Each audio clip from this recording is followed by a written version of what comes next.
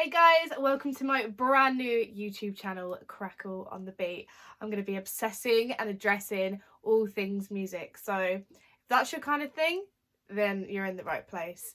And if you love it, then hit subscribe, share, all of that jazz. And we'll get into it. So today I'm going to be reviewing one of the 90s favourite techno ambient electronic pioneers, Moby, with his brand new album Always Centered at Night. This 13-track album was released on the 14th of June of this year, so yeah, it's pretty fresh out of the womb still, so got a lot to unpack for the first time. We don't hear much of Moby's vocals, or any at all actually, throughout this album, but it does feature a plethora of all different vocalists and lyricists, which are very niche, very particular artists that aren't really that heavily spoken about in the media. So that's another interesting part to unpack as well. Probably the most well-known classic amongst all of his collections is actually the 1999 release of Play. And that included classics such as Porcelain, In This World, and Why Does My Heart Feel So Bad? Recognisable tunes that every Moby fan, techno fan, house, club, anthem fan would know in a heartbeat. So Moby does it really, really well to sort of capture this essence of soft beat, easy listening, electronica.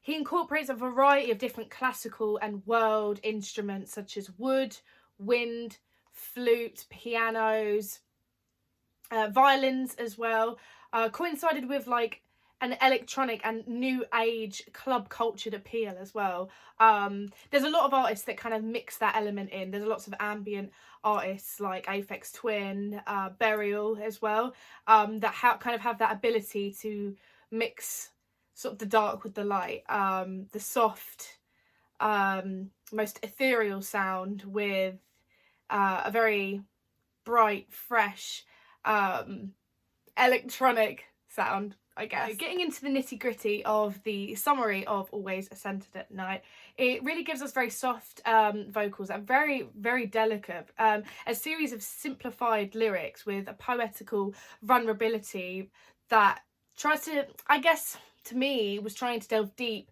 into sort of self-doubt, self-reflection, self-analytical themes all throughout the album, asking simple questions of what, who, where, when, why. So, yeah, in terms of the sort of the point that it's trying to prove, or the meaning that it's giving across, to me in particular, is the idea of epiphany and self-reflection, analysing the ambiguity between what is right and what is wrong. Pointing back to the initial sound of this album, it does really well at attempting to instill focus in different eras. For example, it captures 70s disco, 80s trip hop, and also 90s euphoric club and dance floor elements, techno and house, that kind of is probably the most appealing to the modern day listener. What can I say? I genuinely think Moby is a very colourful, vibrant and adaptable guy within the realms of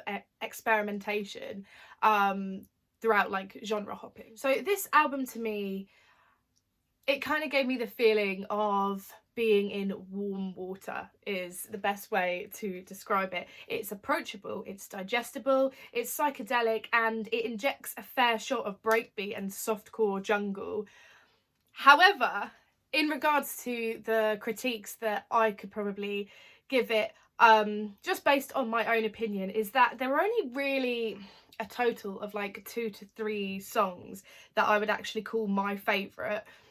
Whilst there's some really creative craftsmanship going on, there's nothing really groundbreaking enough to make me want to listen to the whole album throughout. And is 2 to 3 songs enough to make it, like, is 2 to 3 groundbreaking songs enough to make it a groundbreaking album? I mean, no, probably not.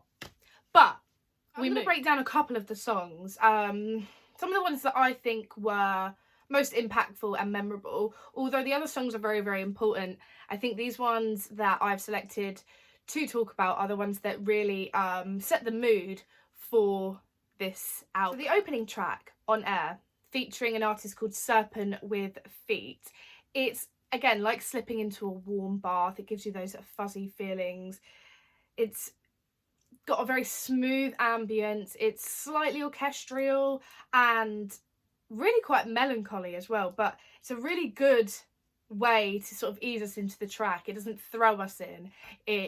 We really test the waters with this. Track is called Dark Days with an artist called Lady Blackbird, and it's ironic because it's called Dark Days and all it did was make me feel tropical and like something I would probably listen to on my hotel balcony on holiday or something. It was a really good song to sort of kick back to.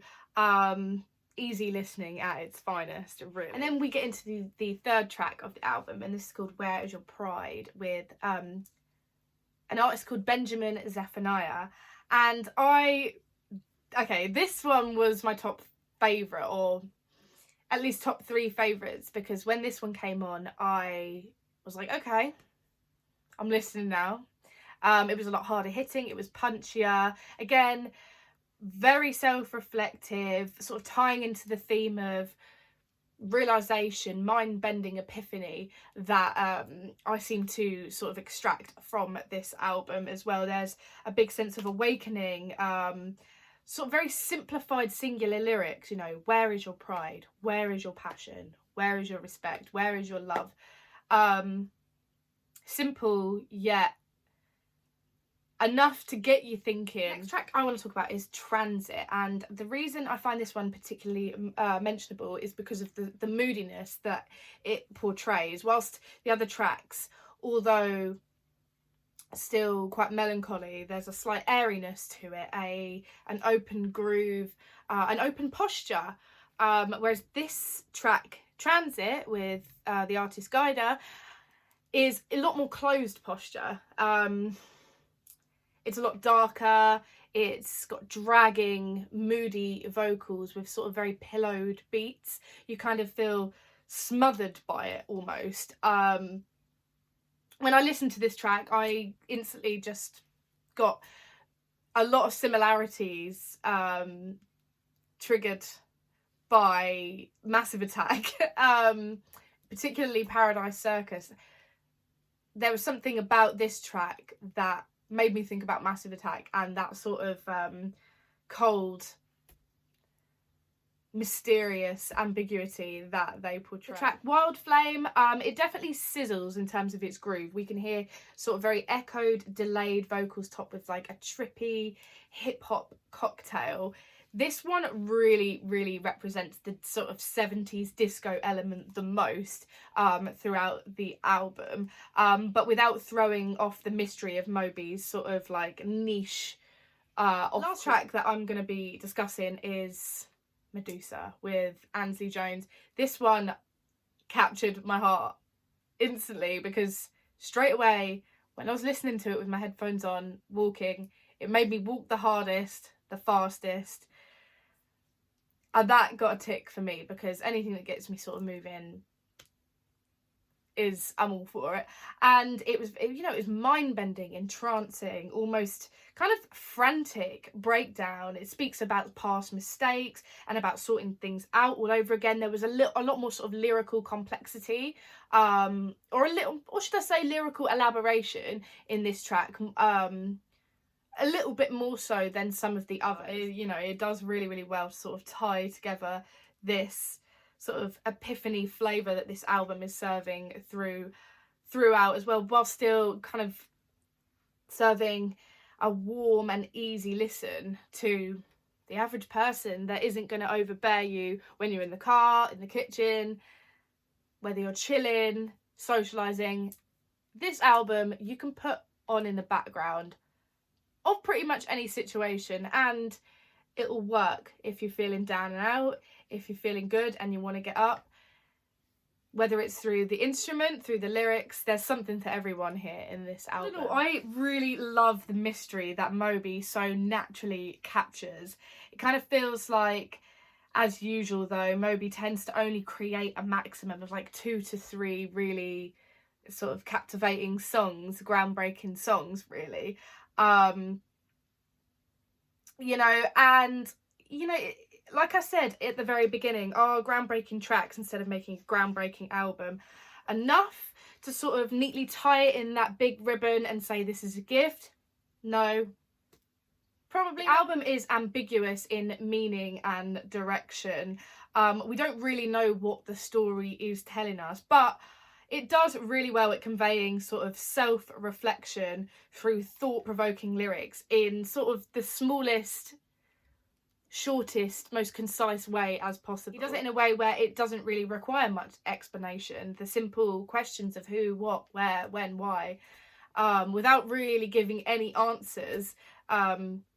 The album's one big question mark, but it doesn't just sort of serve lyrical compatibility. It doesn't just serve lyrical sort of calling.